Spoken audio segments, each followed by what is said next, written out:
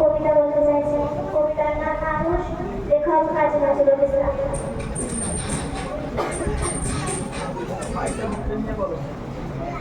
মানুষের চেয়ে বড় কিছু নাই, নহে কিছু মহিয়ার, নাই দেশ কালের ভেদ অভেদ ধর্ম জাতি।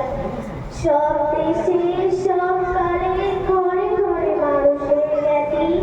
পূজারি দুয়ার হলো, খোদাই ঠাকুর দাঁড়িয়ে দুয়ারে পূজার সময় হলো। স্বপন দেখিয়া অকুল পূজারি খুলিল ভজনালয়।